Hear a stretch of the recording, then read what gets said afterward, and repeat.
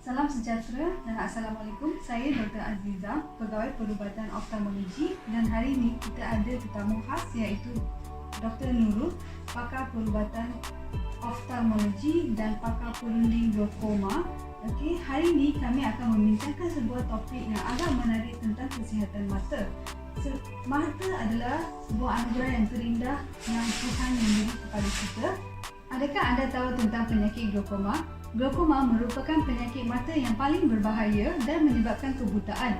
Ia menyebabkan kebutaan paling tertinggi di Malaysia dan menduduki tempat ketiga di Malaysia.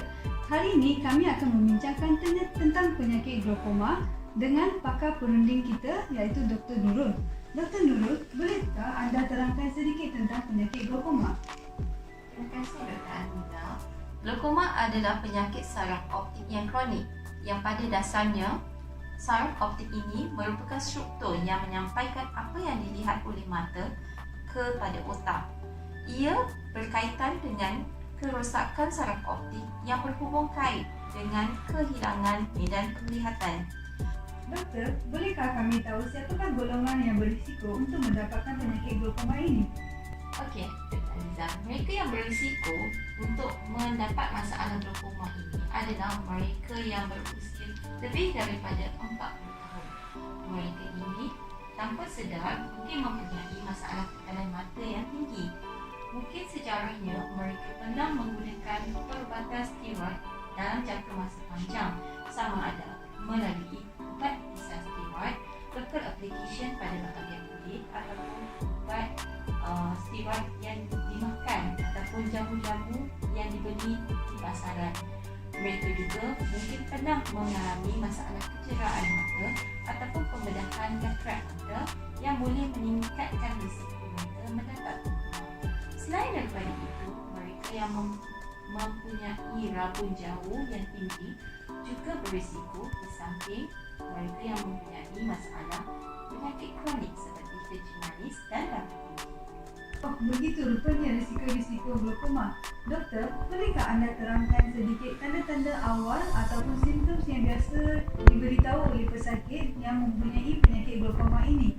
Kerana pesakit biasa beranggapan penglihatan yang kurang jelas adalah disebabkan oleh rabun dan menyangka cermin mata sahaja mencukupi untuk memperbaiki penglihatan tanpa mengetahui punca utama penyakit tersebut.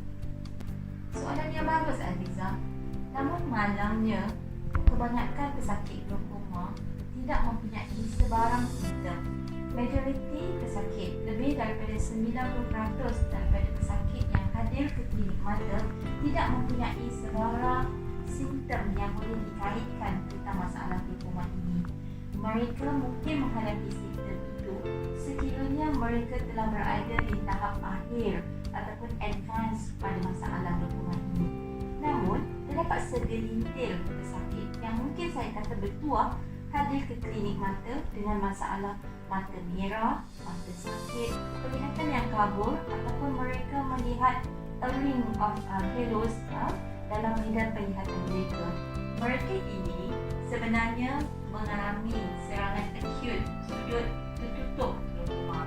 Ini adalah disebabkan oleh kenaikan tekanan mata yang tinggi yang berlaku dalam jangka masa yang pendek yang mengakibatkan kornea, bahagian mata yang sepatutnya jernih menjadi bengkak dan penglihatan menjadi kabur.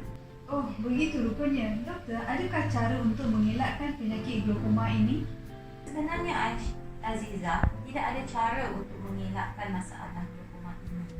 Namun, dengan melakukan saringan mata yang berkala ke atas individu yang berisiko tinggi dapat mengelakkan kita daripada mengetahui masalah glaukoma ini di peringkat akhir, yang mana pada peringkat akhir itu mata kita sudah menjadi sangat rosak, yang mana penglihatan sangat terjejas dan boleh mengakibatkan kebutaan. Adalah sangat digalakkan bagi individu yang berisiko ini melakukan saringan berkala, berjumpa dengan doktor mata yang berhampiran untuk melakukan pemeriksaan tekanan mata dan saraf optik. Satu lagi pesanan saya di mana ibu bapa ataupun setiap sakit adalah digalakkan untuk tidak membeli apa-apa ubat berubat ataupun menggunakan apa-apa ubat ke atas anak-anak mereka tanpa preskripsi doktor secara berkawal, kerana mungkin ubat yang kita gunakan tanpa kawalan itu mengandungi kandungan steroid yang boleh mengakibatkan tekanan mata kita tinggi tanpa kita sedari. Ini akan mengakibatkan penglihatan kita hilang dan mengakibatkan buta tanpa kita sedari. Ya, Aziza? Terima kasih Dr. Nurul atas pesanan yang sangat bagus kepada masyarakat kita. Doktor, apakah cara untuk mengubati penyakit glaukoma ini yang terdapat di hospital pada masa kini? Glaukoma ini tidak dapat disembuhkan ya Aziza, tetapi rawatan glaukoma yang ada pada hari ini adalah berkait dengan menurunkan tekanan mata bagi setiap individu yang mempunyai glaukoma. Dengan menurunkan tekanan mata ini akan dapat memperlahankan proses kebutaan yang akan berlaku di kalangan pesakit glaukoma. Antara rawatan yang terdapat di hospital adalah melalui ubat-ubatan sama ada melalui ubat titisan yang majoriti kebanyakan pesakit glaukoma akan gunakan. Sekiranya tidak mencukupi tekanan mata ataupun masih lagi tinggi, pesakit ini perlu menggunakan ubat-ubatan sistemik melalui pemakanan. Sekiranya masih lagi tidak tertawar, option untuk laser ataupun pembedahan akan disarankan untuk pesakit-pesakit glaukoma bagi mengelakkan mereka menghadapi risiko kebutaan. Terima kasih Dr. Nurul atas penerangan tentang penyakit glaukoma ini. Harap perbincangan kita pada hari ini tentang penyakit glaukoma ini memberi kesedaran kepada masyarakat tentang penyakit ini. Justru ingatlah, panca indera mata adalah anugerah yang terindah yang Tuhan memberikan kepada kita. Kita juga memainkan peranan utama dalam menjaga kesihatan mata kita dan haruslah mengetahui tentang penyakit-penyakit mata yang berbahaya seperti glaukoma ini. Sekian, terima kasih.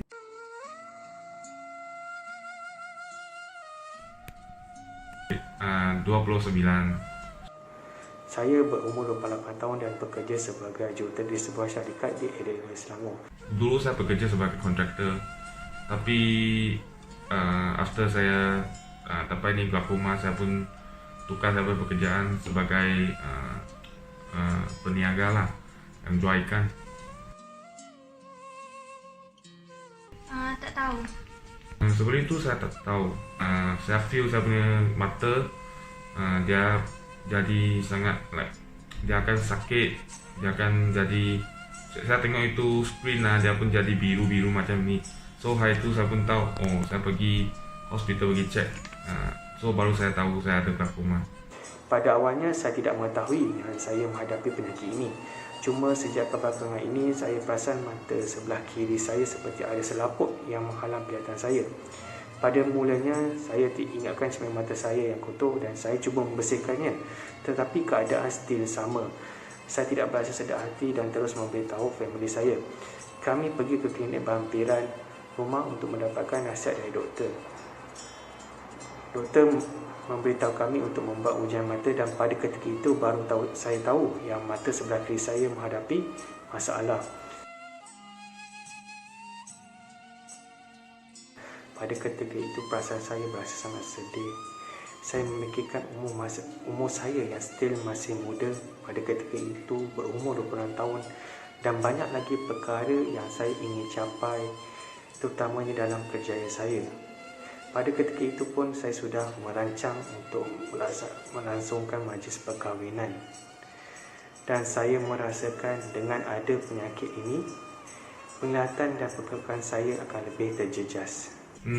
Saya pun sangat risau lah. Jadi dari starting saya pun sangat risau.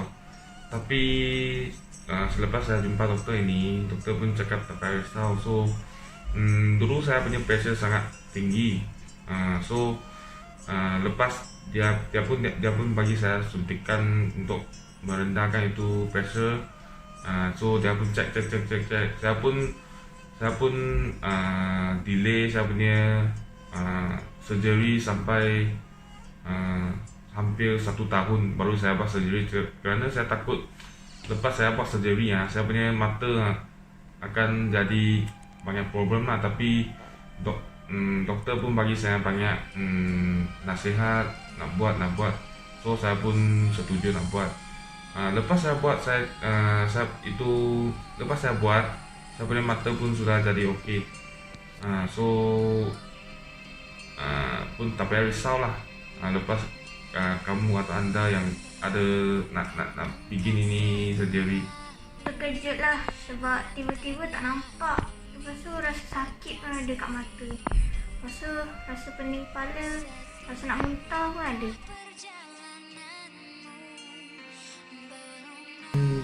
Dia akan masalahkan you punya vision loh. Buat you punya vision tak clear, so you pun susah nak tengok mungkin light itu apa, cahaya pun susah. So dan dia pun sentiasa keluar itu air mata.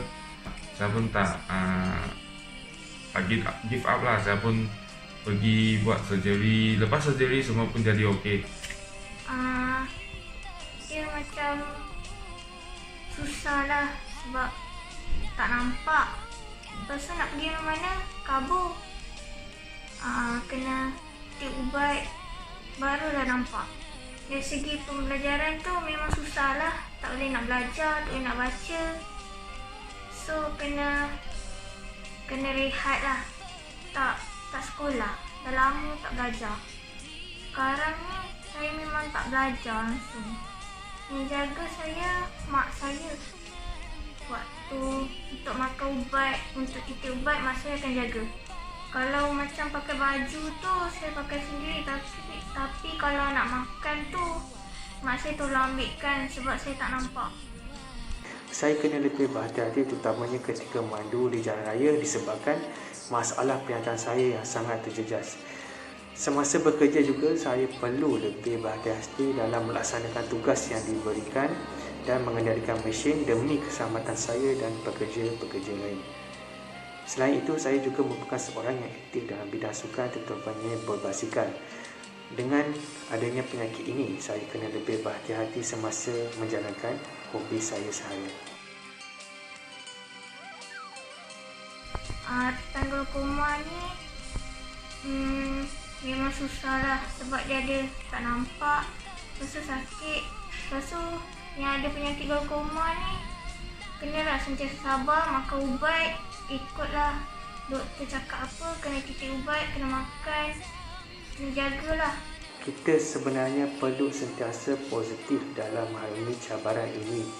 Kita juga perlu sentiasa mengikuti segala nasihat yang doktor berikan, terutamanya semasa menjalani rawatan ini, kerana mereka sangat pakar terutamanya dalam mengendalikan kes-kes seperti ini. Saya setelah menjalani pembedahan tahun lepas, keadaan tekanan mata saya semakin rendah dan positif dan semakin stabil, dan saya dapat menjalani kehidupan seharian saya seperti biasa.